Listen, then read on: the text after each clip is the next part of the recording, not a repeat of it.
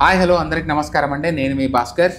ఈరోజు sensation news వచ్చేసి Trump is dead అనే ఈ వార్త పలు సోషల్ మీడియాలో, ఫేస్బుక్లో, ట్విట్టర్లో చాలా వైరల్ అవుతుంది. లక్షల్లో జనాలు దీన్ని వైరల్ చేయడం జరుగుతుంది.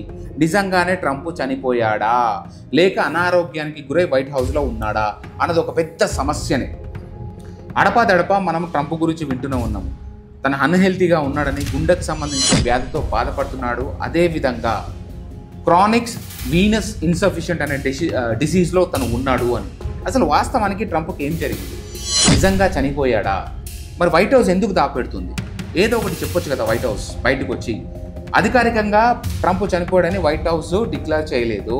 బట్ సోషల్ మీడియాలో చాలా వైరల్ అవుతుంది. దీనికి కారణం ఏంటంటే జేడీ వ్యాన్స్ ఎవరైతే ఉన్నారో తను నెక్స్ట్ ప్రెసిడెంట్ కాబోతున్నానని, నేను దానికి రెడీగా ఉన్నానని చెప్పి జేడీ వ్యాన్స్ ప్రకటించడం జరిగింది. ఇది నిజమైతే, నిజంగా ప్రెసిడెంట్ జేడీ వ్యాన్స్ అయితే నిజంగా ట్రంప్ అన్హెల్తీకి గురై బెడ్ మీద ఉన్నాడా లేకపోతే నిజంగానే చనిపోయాడా? గత కొద్ది కాలం క్రితం మనం ఒక ఎపిసోడ్లో చెప్పడం జరిగింది. ఎప్పుడైతే ట్రంప్ టారిఫ్లు ప్రపంచం మీద విధిస్తూ విరుచుకుపడ్డాడో, ఒక డెడ్ లైన్ అని చెప్పి ప్రకటించడం జరిగిందో, అప్పుడు సింప్సన్ తన గురించి ఏదైతే ప్రిడిక్షన్ చేసిందో తను చనిపోబోతున్నాడు అని, అది కూడా ఒక సర్టెన్ డేట్ ఇచ్చి, ఇది నిజం కాబోతుందని ఒక క్వశ్చన్ కూడా మనం వ్యక్తం చేయడం జరిగింది. దానికి కారణం ఏంటంటే ఇంతకుముందుకు సింప్సన్ ప్రిడిక్షన్స్ నిజం అవ్వడానే దానికి కారణం. అది కూడా యాక్యురేట్గా.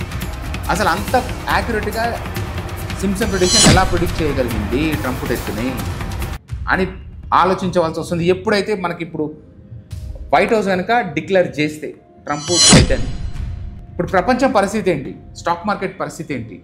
కుదలు కాబోతుందా? లేకపోతే ఇప్పుడు ఈయన టారిఫ్స్ విధిస్తున్నాడు. ఇండియా మీద ఆల్రెడీ 50% టారిఫ్స్ చేశాడు.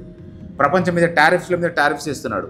అంతేకాకుండా యుక్రెయిన్కి నాటో తరఫున, అమెరికా తరఫున నుంచి చాలా భారీ ఎత్తున ఆయుధాలు అందడం జరుగుతుంది. రీసెంట్గానే డ్రోన్లతోటి వాళ్ళ అణు ఆయుధాలకు సంబంధించిన ప్లేస్ని అటాక్ చేయడం జరిగింది. ప్రెసిడెంట్ చాలా సీరియస్గా ఉన్నాడు, పుతిన్.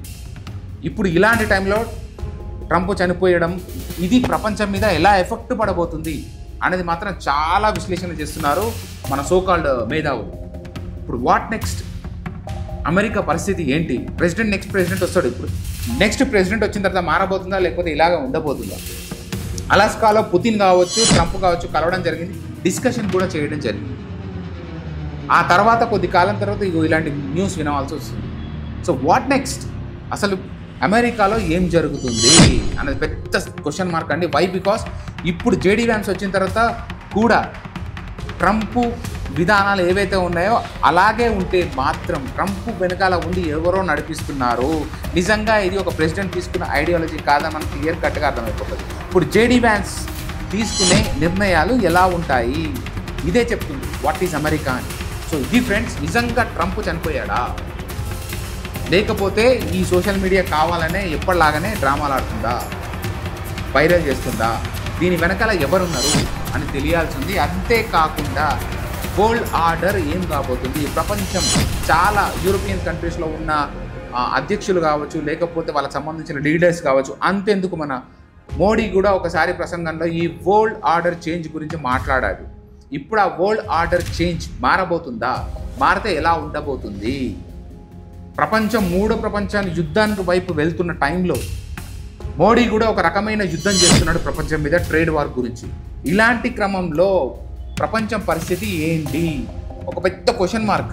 ఎన్నో ప్రశ్నలు, సమాధానాలు లేని ప్రశ్నలు. కాలమే సమాధానం ఇస్తుంది friends. So this is Bhaskar signing off. Thank you so much. నిజంగా ట్రంప్ డెడ్డా అని వైట్ హౌస్ డిక్లేర్ చేయాల్సి ఉంది. ఆ లోపలే మన కంక్లూజన్కి రావడం కష్టం. Thank you so much friends. ఉంటాను.